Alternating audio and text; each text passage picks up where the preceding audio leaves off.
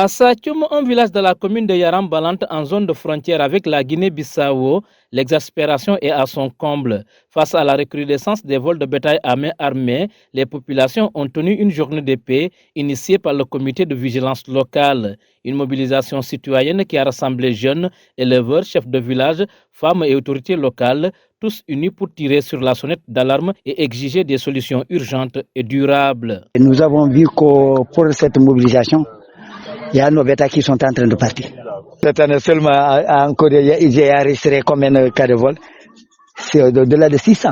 600 têtes de bœufs volées. Bovins, caprins, petits ruminants, bovins. Et l'année passée, c'est au-delà de 700. On parle au-delà de 1700 têtes de bœufs volées. Moutons, chèvres, bœufs. Même les porcs. Ces actes de banditisme devenus fréquents appauvrissent les familles et rendent la vie quotidienne de plus en plus difficile. Il y a les gens qu'on tue en poursuivant, en gardant le troupeau. Il y a les gens qui ont tué en poursuivant le bétail. Il y a les gens qui ont... La conséquence, les gens sont pauvres. Il n'y a plus de recettes. Ils ont tout emporté. Avec cet élevage, quand les gens s'habillent, avec cet élevage, les gens se nourrissent. Avec cet élevage, quand nous avons des bons rendez-vous pour les cultures. Et malheureusement, il n'y a plus de bétail. Et qu'est-ce que ça va déclencher? Imaginez lorsqu'on avait volé le bétail de tout un troupeau à Brimine. Il y avait une mobilisation.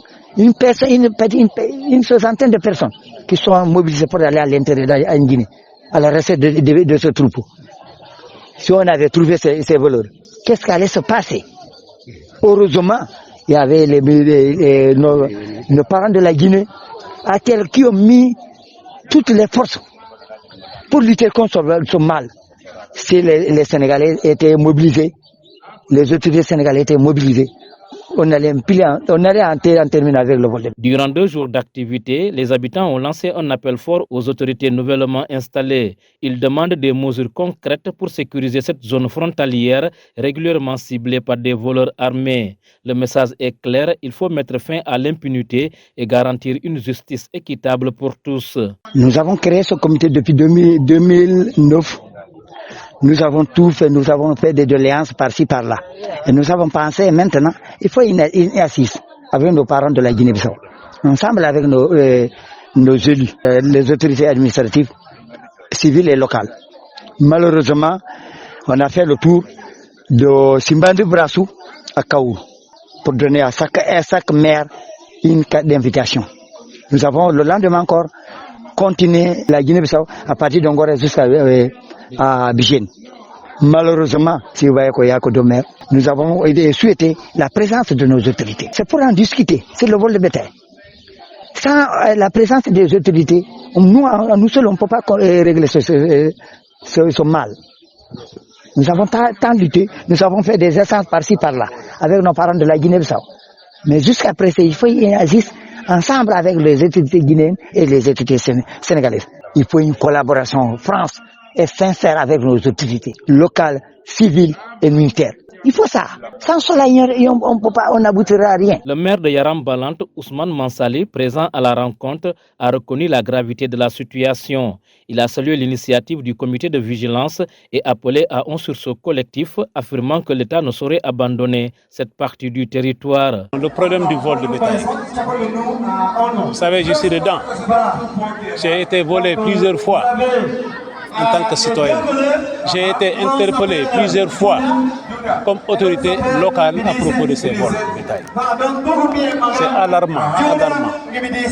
Parce que les gens ont essayé de tout faire, mais jusqu'à présent, le problème demeure. Au point que certaines populations ne sentent pas l'État, ne sentent pas les autorités. Disent qu'ils ont été abandonnés par les structures étatiques qui devraient les protéger.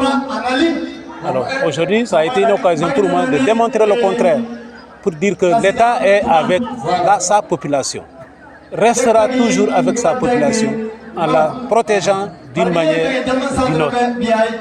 C'est vrai, le problème du vol de bétail, c'est un problème qui a duré, perduré jusqu'au moment où je vous parle.